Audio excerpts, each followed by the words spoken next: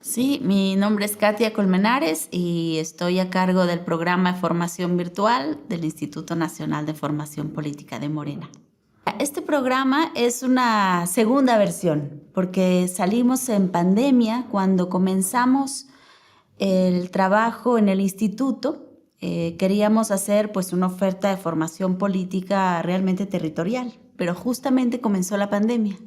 Entonces decidimos tomar las redes, tomar la cámara y tomar, digamos, los medios que teníamos a disposición y comenzamos a trabajar en unos cursos grabados con cámara, ¿no? Recuperando también algunas cosas que ya teníamos antes y fuimos armando como una malla curricular.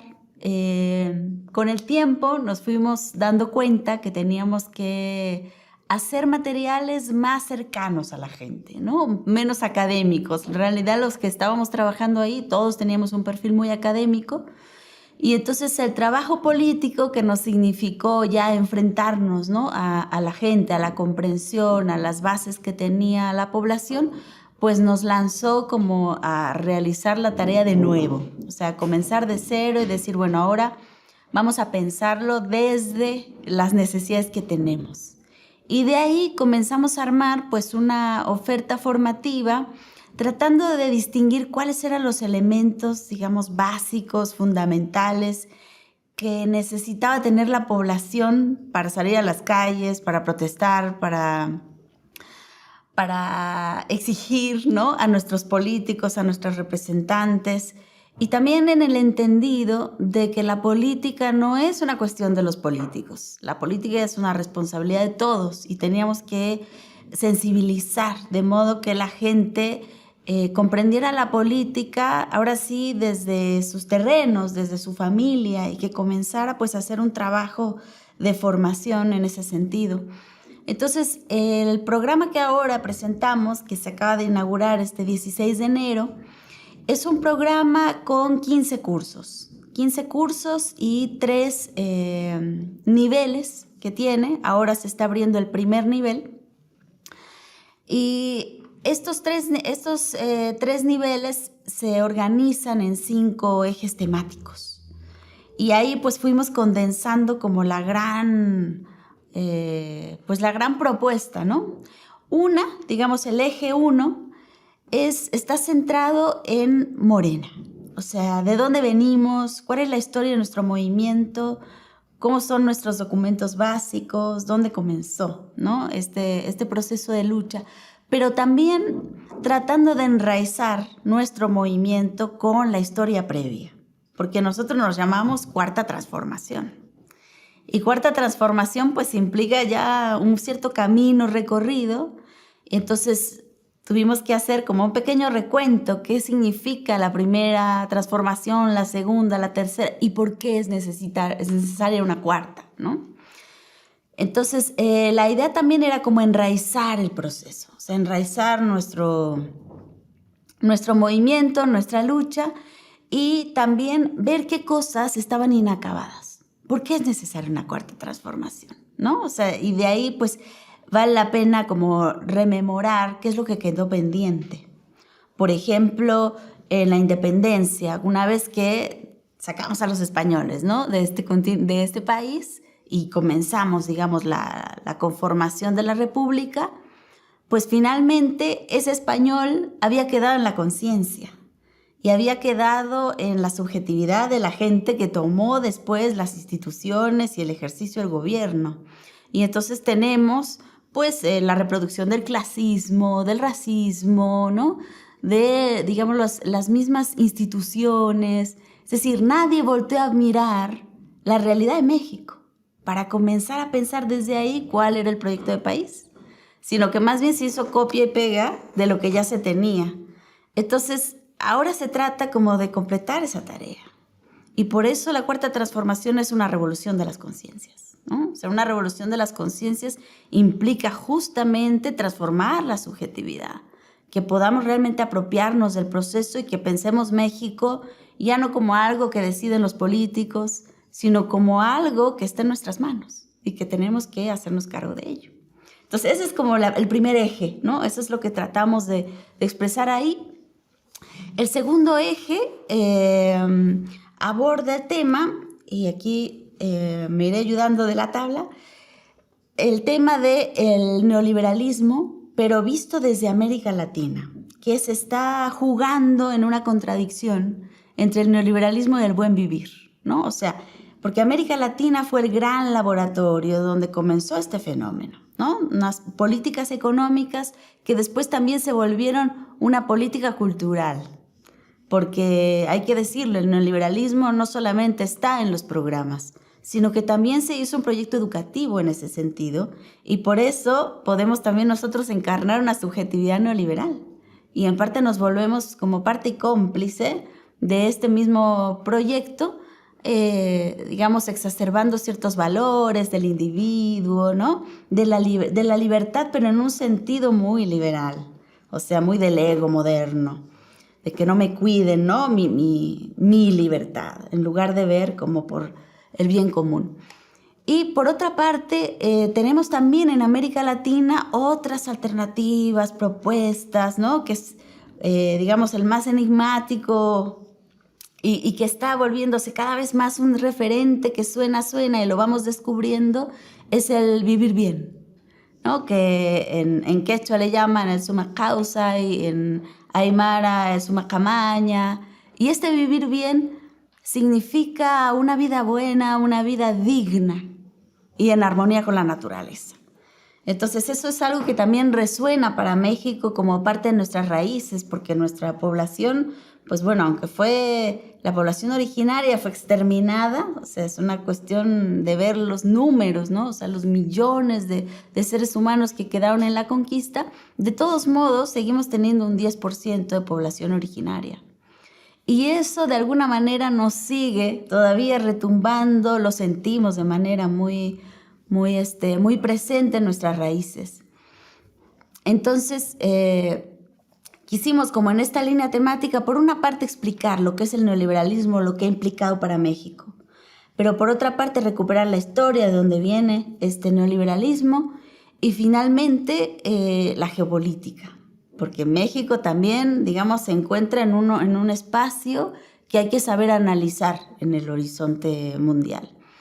Y finalmente, ¿cuáles son las alternativas, las resistencias, ¿no? Que nos llaman también a pensar la cuarta transformación en un sentido de cómo podemos profundizarla?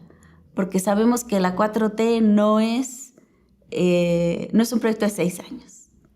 Es un proyecto de vida, de país, ¿no? De destino. Entonces, aquí pues hay que pensar este proyecto en el marco de este horizonte nuevo de sentido, porque bueno, este sistema en el cual estamos de la modernidad capitalista no va más. O si va al suicidio de la humanidad. Entonces tenemos que pensar alternativas en grande.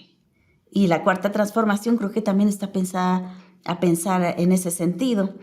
El tercer eje se llama la transformación de la política.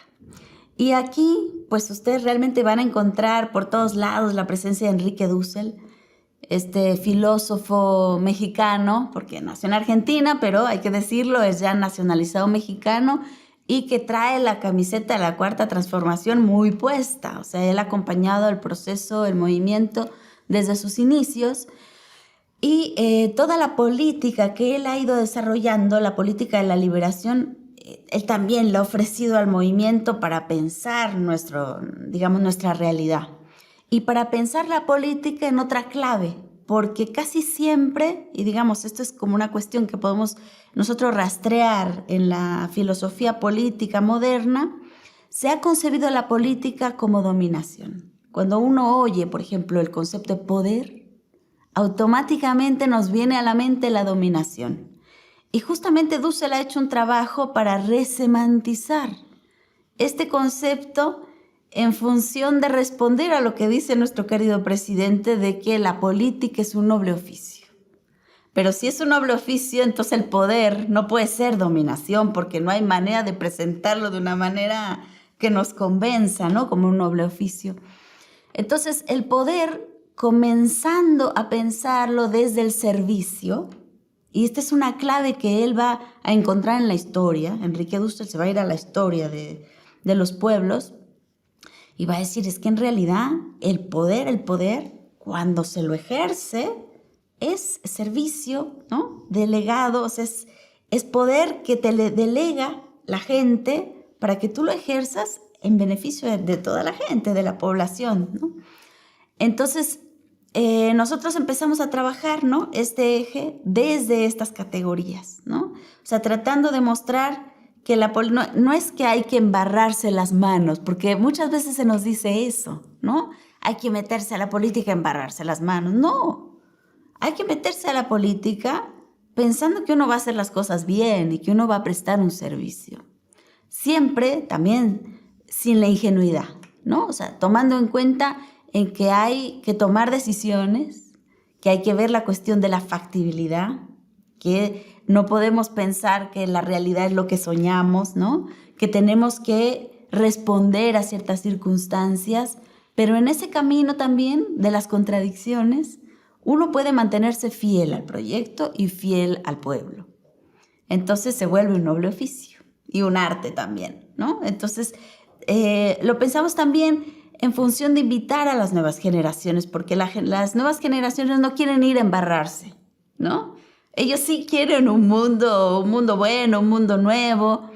Y entonces la invitación es, entra a la cuarta transformación, que podemos hacer una política distinta.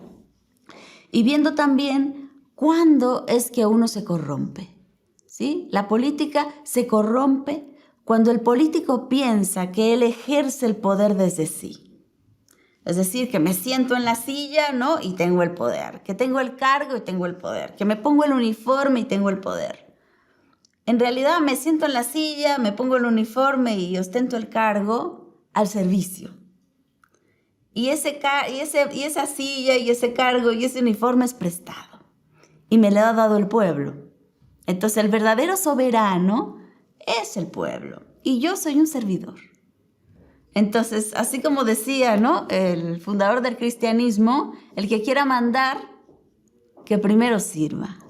Ese es el sentido, ¿no? Entonces, y esto nos va a permitir que la gente sea muy despabilada, ¿no? O sea, que no se deje engañar fácilmente y que sepa exigir, porque tenemos que también ir empoderando a nuestra población para que exija a sus candidatos, a la gente que tiene, ¿no?, que los ha llevado a esos lugares de poder, de ejercicio del poder, para que respondan para lo que fueron convocados, ¿no? Y bueno, el último eje, que se llama Hacia una economía moral. No, me falta uno, disculpa. Historia de izquierdas y praxis transformadora. Ese es el cuarto. Y ahí lo que tratamos de hacer es definir lo que es la izquierda. Pero también habrá que definir lo que es la derecha, ¿no? Porque también se da muchas confusiones y hoy en día eso es como el pan de cada día por las extremas izquierdas y extremas derechas que de pronto por algún juego del destino se entrelazan. Entonces tratamos de recuperar ahí cuál es esta historia, la historia en México, ¿no? Cómo se juega este panorama político que tenemos y también en el mundo. Porque no siempre el pueblo también ha estado del lado de la izquierda. También hay que recordar procesos como el nazismo, sin los cuales pues, Hitler no hubiese llegado si es que no hubiese tenido una población ahí. Entonces, ¿cuándo también el pueblo puede equivocarse? Entonces, esto tenemos que tenerlo nosotros muy claro. O sea, para saber cómo tomar decisiones como políticos y también estando del lado de la militancia. Entonces, recuperamos esta historia y en la última parte de este eje tratamos un tema que es muy importante, que es la profundización de la izquierda. Porque hay nuevos procesos en el horizonte. Nos ha llamado mucho la atención que pueblos originarios de pronto nos dicen, yo no soy ni de izquierda ni de derecha. Y eso tiene que levantar las antenas y decir, bueno, ¿por qué? ¿Qué es lo que la izquierda no está haciendo bien? Que de pronto, digamos, quien puede ser o quien puede ostentar una propuesta más radical se encuentra afuera. o no se ve identificado. Y es que de alguna manera, por la historia misma de la izquierda nace como un proyecto moderno, burgués, europeo, y eso de pronto lo seguimos arrastrando. Entonces la izquierda tiene que hacer un nuevo giro de tuerca para poder como descolonizarse y sacarse como esos residuos que no necesitamos y que no podemos llevarnos a la nueva transformación que necesitamos. Entonces, la profundización de la izquierda va a venir como de escuchar a estos pueblos que de pronto nos dicen: la naturaleza te la olvidaste. La naturaleza que era madre y que automáticamente nos hacía a todos hijos y entre nosotros nos convertía en hermanos. Esa es la política que había en los pueblos originarios. Era una política de hermanos. Y nosotros la sustituimos por una política de, siempre digo, en lugar de ser hijos de la tierra, nos volvimos señores de la tierra. Y ese fue como el gran cambio civilizatorio. Y entre los señores de la tierra, ¿qué hay? Hay competencia, hay contratos, hay luchas, hay búsqueda del propio interés. Ya no es el bien común, no es el vivir bien.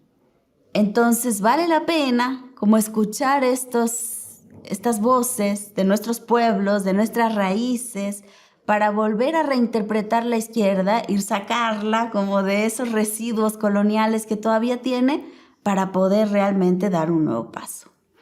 Finalmente, el último eje, que es el de ahora sí hacia una economía moral, ahí nosotros quisimos pensar el tema del modo de producción capitalista, porque se habla mucho de capitalismo, pero poco se entiende de dónde está el robo. Y nosotros queríamos que la gente sepa dónde está el robo, por qué es que algunos se hacen ricos y yo trabajo toda la vida con mi jornada completa y horas extras y sigo en la misma condición. Entonces, ¿será que mi trabajo no produce? No, en realidad tu trabajo sí produce. Lo que pasa es que no te pagan lo que produces. Y por eso el sistema del salario es un encubrimiento y lo que tenemos que pedir no es un aumento de salario, sino o pensar la economía de otro modo. Entonces, pero todas estas cosas tenemos que saberlas. Y bueno, Marx, que fue como el gran autor de El Capital, que es esta obra que dejó ahora sí sin cara al capitalismo, o sin cara presentable, todo su esfuerzo era ese. Decía, tenemos que enseñar a la gente cuál es el problema, dónde está el robo, para que cuando hagan sus demandas las hagan de modo realmente fundamentado y consentido. Entonces ahí mostramos eso, como qué es el modo de producción capitalista y también haciendo mucho énfasis en que este modo de producción no es un modo de producción de mercancías. O sea, no solamente se producen objetos, sino que se producen sujetos. Es un modo de producción completo y de reproducción de vida. Entonces, se produce la mercancía y se produce al consumidor. Y si no fuera así, no se garantiza la reproducción de todo el sistema. Entonces, es tan importante uno como el otro. Y el que tiene que ver con la producción y reproducción de sujetos es la cultura. Entonces, este modo de producción se ha metido hasta el tuétano de lo que somos. Y eso es como lo grave. Y por eso cuando nosotros pensamos desde la 4T que estamos llevando a cabo una revolución de las conciencias, va en ese sentido. O sea, queremos que la gente tome conciencia cuáles son los sueños despiertos que tiene. Es decir, cuando a un papá le dices, ¿qué es lo que sueñas para tu hijo? Y tu hijo te responde, y el papá te responde, bueno, yo quiero que mi hijo sea exitoso. Bingo. O sea, estás produciendo, estás trabajando para volver a tu hijo un capitalista. Porque esa es la imagen de éxito. Es decir, la respuesta en general no pasa por decir yo quiero que mi hijo sea digno, no sea pleno, esté en armonía con la naturaleza. O sea, entonces el imaginario nos lo han permeado. Entonces tenemos que llegar hasta ahí, como darnos cuenta qué es lo que estás reproduciendo tú en la educación de tus hijos, qué es lo que tú sueñas como, digamos, tu ideal de persona, tu ideal de estar en el mundo. Hasta ahí tenemos que pensar. Porque si no tenemos claro entonces el horizonte, vamos a seguir recayendo en lo mismo. Vamos a seguir reproduciendo las mismas prácticas. Entonces tenemos que reaprender a soñar. Eso es como parte de nuestra labor, como ir trabajando la utopía de esta cuarta transformación, ¿no? O sea, la mística, que la política no sea solo un ponerse de acuerdo entre unos cuantos, sino que la cuarta transformación sea realmente tomar en nuestras manos el destino de nuestro país y el destino de nuestro mundo. Porque si la gente toma realmente conciencia de eso, ahora sí que ni los políticos que tenemos aquí encima haciendo la política como corrupción, ni tampoco el 1% de los más ricos van a poder con una población pues realmente consciente. Bueno, este programa de formación virtual lo pueden encontrar ustedes en la página que se llama cursos.formacionpolitica.com. Y ahí se van a encontrar toda la malla curricular, los 15 cursos. Ahorita estamos abriendo solamente el nivel 1, o sea, los primeros 5. Después vamos a abrir los siguientes en marzo y el tercer nivel en mayo. Después ya se van a quedar todos abiertos, pero van a estar, digamos, siempre en estos 3 periodos, cada semestre. Sabemos de todas maneras que no toda la gente tiene mucho tiempo. Y bueno, primero hay que decir, cada uno de estos cursos se hace en 2 horas. O sea, van muy al punto. O sea, tratamos de hacer, haz de cuenta, como formación política de bolsillo, ¿no? O sea, que tú puedas incluso ir en tu teléfono celular e ir haciendo tu curso. Porque está hecho de una manera muy interactiva. Son videos muy cortos, digamos 5 minutos, 15 minutos a lo más, ¿no? Y algunas actividades donde tú tienes que seleccionar, no sé, cosas o tarjetas. Entonces, todo está pensado como para hacerlo muy dinámico. Entonces, se hacen realmente muy rápido. Y de todas maneras, o sea, dijimos, bueno, vamos a hacer como una pequeña trayectoria, que la gente, digamos, que quiera ser, qué sé yo, candidato, ¿no? Porque ahora también la formación política es obligatoria. Es obligatoria como para ser militante tienes que hacer cursos de formación política, pero también para aspirar a cargos, ¿no? O ser candidato. Entonces hicimos una trayectoria muy básica, que se llama así, curso básico de formación política. Y eso consiste en el primer nivel de esta malla curricular, más 2 talleres de Zoom. Ahí en la página van a poder encontrar la convocatoria. Los talleres se van a estar impartiendo cada semana. O sea que no va a haber pretexto de que es que no tuve tiempo, pues la próxima semana, no tuve tiempo, entonces sábado. O sea, los vamos a estar repitiendo justamente para que la gente pueda entrar de manera libre, a sus horas. Y esa es también la otra ventaja, que la formación virtual la puedes cursar a la hora que quieras, ¿no? En el tiempo que quieras, si tienes 10 minutos, si tienes media hora, en lugar de estar ahí chequeando tu Facebook, te vas a tu curso de formación política y le adelantas, ¿no? Entonces, está muy como hecho a medida de la gente. Bueno, pues invitamos a toda la militancia a que se inscriba a este programa de formación virtual. Creo que va a ser muy útil para poder entender la realidad que vivimos, para poder tener una militancia mucho más consciente de las posibilidades que tenemos, de las responsabilidades que tenemos y de los compromisos. Y que también sepamos a qué tenemos derecho nosotros, ¿no? Como militantes y como pueblo en general. Creo que a veces vemos a los políticos con demasiada reverencia y nos olvidamos justamente que ellos trabajan para nosotros, que trabajan para el pueblo y que eso es lo que los ennoblece en realidad. Entonces hay que poner las cosas en su sitio Y para poder construir realmente una democracia participativa, pues tenemos que dar, ¿no?, esos pasos. Tenemos que comprometernos, salir a las calles, tomar los espacios y empezar a organizarnos en nuestras comunidades, en nuestros pueblos. Otra cosa es una ventaja de estos cursos, que tienen materiales muy accesibles. Entonces, digamos, si yo tengo un círculo de estudio, por ejemplo, puedo agarrar un video de 5 minutos, lo vemos y entonces empezamos la discusión. Entonces son materiales que se sirven mucho para eso, o sea, para hacerlas en individual, pero también dentro de círculos de estudio. O sea, si nada más una persona tiene internet, pues se pueden invitar a los demás y hacer el curso todos juntos. Entonces yo creo que hay que irle buscando cómo poder transmitir, ¿no? Cómo poder llegar a todos los lugares y de todas las maneras. Creo que de todas maneras esto no suple la formación política que podamos hacer de manera presencial. Hay que buscar espacios de discusión, de reflexión, pero de todas maneras también hay que hacer un trabajo propio. Hay que hacer un trabajo de lectura, hay que hacer un trabajo de reflexión, de leer el periódico, ¿no? Hay filósofos que decían que leer el periódico en la mañana era como las oraciones de la mañana. Algo así tenemos que hacer, que nuestra población esté informada de lo que está pasando. Porque además hay que decirlo, y uno de los talleres de este curso básico se llama Cómo combatir las estrategias golpistas.